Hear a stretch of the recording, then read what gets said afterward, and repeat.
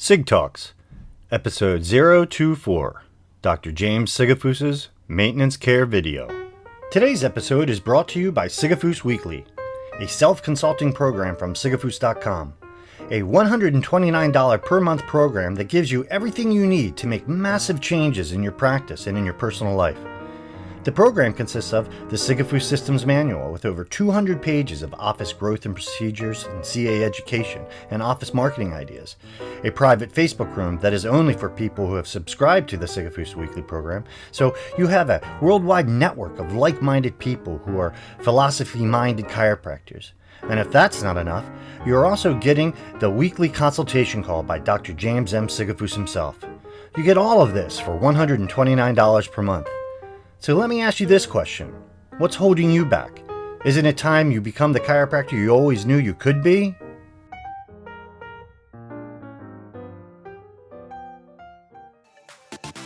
Hello, and welcome to SigTalks with your host, Dr. Carrie Sigafoose, your home for the chiropractic philosophy, where we discuss the teachings of Dr. James Sigafoose, from his writings to his talks and his many audio presentations. Maintenance. What does that mean to you? What does it mean to your patients? Well, being an active patient is of the utmost importance in getting your patient's spine back to its optimal point of structural integrity. Keeping it there is probably even more important, and most of the time, one of the most difficult milestones to accomplish in patient care and management. In the following video, Dr. James Sigafoose goes over, in simple terms, why it is so important for your patient to continue on their chiropractic journey towards health. With that, as always, it is my pleasure to turn it over to my father, Dr. James Sigafoose.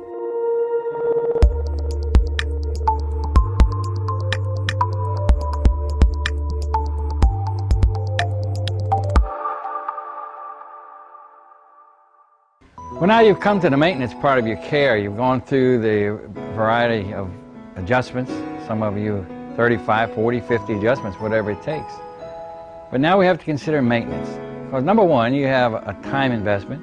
Number two, you have a monetary investment.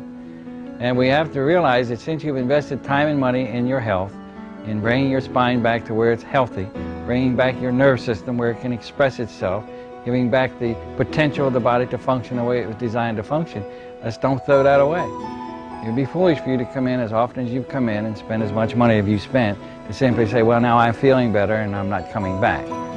That's not the thing to do for yourself. If you do anything at all, put the discipline in to stay with it. Make it a lifetime thing. Make it something where you're going to eat better, you're going to have a spine that's better, you're going to have a nerve system that's better, you're going to do things that are necessary for you to become what I would consider a well person, a person who doesn't have diseases, doesn't have symptoms, doesn't have a variety of problems because you're eating correctly, you're exercising correctly, you keep a good mental attitude, you have a beautiful spine that's all lined up, and you have a nerve system that's expressing itself in its totality.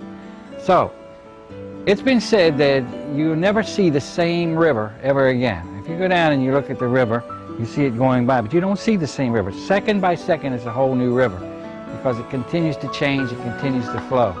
Similar to your body. Your body is exactly the same way. You never see the same body in yourself again. You don't see it in your wife or your children. It's an ever-changing body, continuously changing from the level of the molecule, from the level of the subatomic particles, and so that the structure of the body appears the same, but it's always different. If, for instance, we went to a large brick building, and each day we would take out several bricks. Nobody would see us do this, but we would know that. We'd take the bricks out, we'd slip bricks back in. Take the bricks out, slip bricks back in, and we'd do that over a year's period of time. The building would look exactly the way it looked before. It looked like last year or 10 years ago, but it's a whole new building. It's a different building because we put all different bricks and new mortar in. Now, supposing we go to that same building and we take these bricks out, instead of putting in good quality bricks and good mortar, we'll put mud in there mixed with straw and paint it red, make it look like a brick, and put a little bit of mortar in there. And the first time we have a hard rainstorm, the first time a big windstorm comes, the building will crumble because it can't handle the stress. Neither can your body, if that's what it's made out of. If in fact your body has a nerve system that's violated, if you have a spine that's so crooked that it can't express itself, if your diet is so lousy that you're simply eating things that when in fact it is created into tissue is very low quality tissue, then the first storm, the first stress storm you have, the first time some so-called infectious disease rides through town, you're going to get it because your immune system isn't working well, your body's not made well, because you don't have proper intelligence flowing through the body and you don't have proper energy making up this body of yours. So being well is an ongoing forever thing. As long as you want to feel good, as long as you want to express maximum life, as long as you want to have a body that looks well and functions well, then naturally you're going to be concerned about doing things proper for yourself, which is be under constant chiropractic care. Not every day, not 3 times a week as you've been. Try once a week, see how that works. If that works, then go to twice a week. If that works all right, try 3 times or every 3rd week, and then go once a month. If you could get down to where you only came in once a month, 12 times a year, what a magnificent assurance policy that would be. So that you would be assured that you're doing everything you can to keep your nerve system integral, everything you can to keep your spine the way it's supposed to be. Then you could entertain good health for any number of years. If you look at this body of yours and realize how it exchanges itself, it exchanges the blood cells by the millions by the minute. Millions of blood cells are going and coming from the food that you take in. The food that you put in your body yesterday is being used today to recreate your body. Is it good food? Is it low energy food? Is it high energy food? High energy food are fruits and vegetables and foods of good quality. When we look at the stomach, the inner lining of the stomach holds an acid that has a pH of 1.5, which means it's so strong it can eat holes through metal. And yet it's in your stomach, and we have that magnificent protection called the mucosa of the stomach. And that acid helps you in your digestive process. And in order for it to sustain, your stomach is replacing the tissues in the mucosa about every 5 to 8 minutes. So imagine how rapidly your stomach is changing, how rapidly your blood is changing, how rapidly the skin is changing. How many times have you combed your hair and you find hair in your comb, but you're not bald? You have hair grows back because constantly cells leave, cells come, cells leave, cells come on a continual basis. The bones and the structure of your bone looks the same, but the molecules exchange themselves every year. And you have the slowest organ in your body. The slowest organ to replace itself molecularly is the liver, and that's 6 weeks. So all of these organs are exchanging and changing themselves molecularly and structurally inside of your body every few weeks, some down to a few days and some down to a few minutes. And if you realize the longest organ in the body is 6 weeks to exchange itself, my goodness, then you can realize that you're much like that river. We can look at you one moment and it's a whole different body the next moment because there's so much change. As we speak and as you look at this television, the cells in your eyes are leaving and coming back, leaving not the same cells, new cells are coming, new cells from the food that you ate. And imagine the intelligence in your body that rebuilds this body, called innate intelligence, that can take potato chips and rebuild eyes with it, can take hamburgers and build hearts with it, can take Coca-Cola and build blood with it. Can, as a matter of fact, if you never put any zinc at all, which is a necessary mineral in your body, over the next 3 years you'd have zinc because the body knows how to make zinc out of other materials. It simply creates it because inside of you is the infinite wisdom that created the universe, that dwells inside of you, that knows how to take this environment and adapt to it and create from the environment that which is necessary to sustain your life. We're talking about a very powerful, intelligent factor called life that's inside of your body. When life leaves, we bury this thing. It has no value whatsoever without life. But as long as life is expressing itself through this physical body, then it has magnificent potentials through wisdom, through art, through science, through logic. It's a magnificent instrument that you have called a physical body that you take for granted and really don't take very good care of. And you expect it to work even though the nerve system isn't working right. You expect it to work even though the spine that houses the nerve system is crooked and out of place.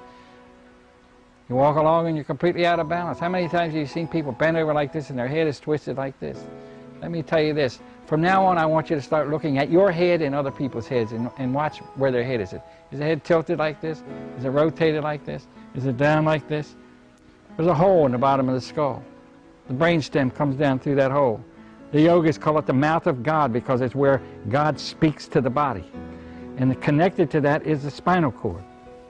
And you know for a fact, if you nick the spinal cord in a bull, And a large animal, they drop dead just like that. So if we have then this hole where the brainstem comes through and connects to the spinal cord, and our head is tilted one way, this way, that way, this way, you realize that there's a misalignment of the hole with the bones in the neck. So you have pressure right on the brainstem. It's stopping life at the very beginning. It's like going up to your spigot. Turn on the spigot expecting water to go out to your pansies, but we'll go up and put pliers right by the spigot and squeeze tightly, and then wonder why the pansies are dying. Well, until it gets the water, until you take the pressure off the hose, those pansies can't live, and neither can your body as long as there's pressure on the brainstem. So it's important that your head is on straight. It's important that you keep it on straight. It's important that the chiropractor keeps it lined up so it is on straight. And it's important that your family has a spine that's aligned and expressing itself beautifully. And so when we look at this chiropractic venture that you've been in thus far, when you realize how much time you put in it, when you realize how much discipline you've put by being there when you're supposed to be, when you realize how much money you've spent, when you realize how few drugs that you've taken, when you realize you haven't had or the need for surgery, and you realize that it seems as though you're not as tired as you once were, and that you can concentrate better than you used to, you even go up the steps a whole lot better than you used to. Then you realize that your body is working much, much better than it was previously. And let's go back. Let's go back to when you first came in this office. Think about this. What was the impact it had on your life? How could you work? Did you work as well as you do now? Could you play as well and as strong as you do now? Was your relation with your wife and your children as good as it is now because you were in a great deal of pain or discomfort or sick or just depleted of energy? And then you realize, you know, oftentimes, I feel better, I want to quit. I don't feel so good, I want to quit. You've thought about quitting many, many times, but see, you don't have an option. There's no option for you to quit because the only person that can help you is the chiropractor by adjusting the bones in the spine, by releasing the pressure on the nerve. No one else can do that. Nobody. So you had no option. And last but not least, you could say, well, I feel better, I still have a little problem, but I can live with the pain. Never. You never learn to live with pain. All you do is learn to suffer. There's no need for that. So now that you've got your problems pretty well corrected, I implore you to maintain that correction for the rest of your life. I ask you to bring in your family and give them the same chance as you so that they can have the same level of health as you have. And I want you to consider how much time it took, how much effort it took, and realize that if you quit today and never came back, sooner or later the problem could and would return, and you'd have to start from the very beginning. If you've ever taken a child or know anybody that's gone to an orthodontist to have their teeth straightened, the dentist did not go in with a pair of pliers and yank and straighten them all up and say, all right, your teeth are straight. It took months, years of pressure, changing the wires, changing the pressure on the wires so that the wire would slowly move the teeth back into a new position. After 3 years of this, after 3 years of pain and twisting and all the discomforts of braces on your teeth, when he took them off, did he say, okay, that's it, you can go now forevermore? Not at all. He told the children, you now need a retainer. What's a retainer? It's an apparatus you put in here to hold your teeth in the position they're in, because in 1 year, if you don't put that retainer in, your teeth will get crooked again. 1 year they'll get crooked again. In 3 years, I've had these braces on to get them straight. Yes. And now let me tell you something, an analogy. We've worked with your spine over the last 6 or 7 months, getting it straight. Don't do anything to your spine at all. Let it go for another 6 months to a year, and I'll tell you what, it'll go right back where it was when you came in here. Namely because of the pattern that you're in, namely because of your position to planet Earth, and your posture, and all the thoughts that go through your mind, and you're going to recreate the same thing. So unless you put a retainer on that spine by getting it checked once a week, once every other week, once a month, whatever it takes, then you can expect your spine to go back exactly the way it was before. Wouldn't that be foolish? Wouldn't that be silly to throw away all this time and all this money? So I'm asking you once again to maintain the correction by visiting the chiropractor on a weekly or monthly basis, whatever your body can tolerate. Then you can have the pride in owning a body that works at its maximum. And I'm sure that's what all of us want for you. It's what you want for yourself. And most assuredly, that's what your family wants for you. So stay with it, share the good news with other people, and be healthy.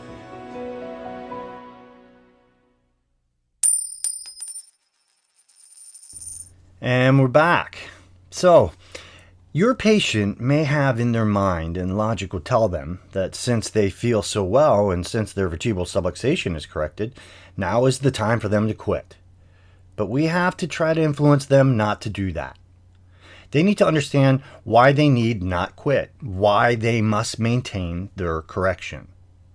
We want them to come under this second phase, which is maintenance. Maintenance of the correction, not maintenance of the problem. We need to explain to them once again what they went through. They came into your office, number one, with a subluxation, a vertebral subluxation. Their nerve now is alive and well, not dying and degenerating. Each one of their tissue cells has to have a communication back to the brain. So it has an afferent nerve that goes back to the brain. When we have 100% life, creative life force leaving the brain, going down to all the tissue cells in the body, and all the tissue cells in the body can talk back to the brain. And as long as we have this total communication from the brain to the body and the body to the brain, we have the potential for maximum health. We have the potential for their immune system to function normally. We have the potential for their heart, liver, lungs, and all their internal organs to function normally, and certainly all the muscles and the bones. When there is something that stops that communication between the brain and the body, or from the body to the brain, that which we call a vertebral subluxation, it puts pressure on the spinal cord or the nerve, stopping that vital message from the brain to the body and the body back to the brain.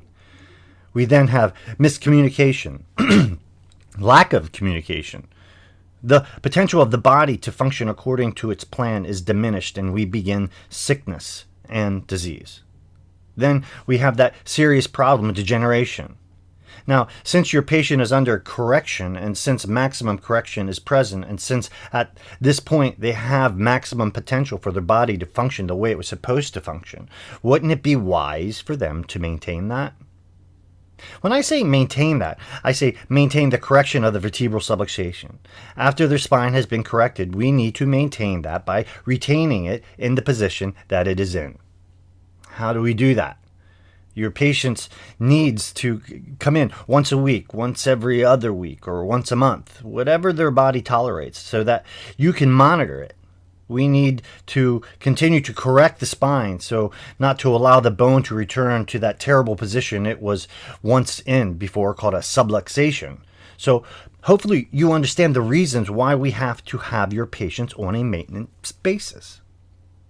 We need your patient to understand that correction after this vertebral subluxation has been corrected is of utmost importance to them. Without maintaining the correction, then it's possible that we lose everything that we put forth. It's possible that all of the effort and all of the time and all of the money that's been spent on correcting their problem could be lost in a year or more or less, simply because we did not take the time to maintain it. I honestly think that my father grew his practice not by bringing in new patients after new patients, but by educating them along the way and by letting them know how important it was that they continued their care. That is why, in my humble opinion, that this video, more so than all the others, is so incredibly important. If we can get the patient at this point to understand why maintenance is so important, then we have just secured a patient for life. And to be honest, that is how you grow 1,000 visit a week practice. So take time to listen to this podcast over and over, or go to Sigafoose.com and get this video. And when your patient gets to the point where they are entering a maintenance phase, show them it, and then take the time to talk to them about it. Well, it is time for me to come to the end of another episode, and I really hope that you have gotten something from this one. Because if you did, then there is no way that you could not grow your practice. And if you did not get anything from it, I highly suggest that you sit down and listen to it again. With that, I will say take care, and next week we will be reviewing a very little seen or known office video that my father did called Whiplash. I promise you, you're going to love it. This is Dr. Carey signing off. Bye. Thank you for joining us today. If you're interested in more of Dr. Sigafoose's material, head on over for your daily dose of chiropractic philosophy to www.sigafoose.com and register for our free newsletter and to find today's audio clip of Dr. Sigafoose in its entirety. Remember to give, love, do, and serve.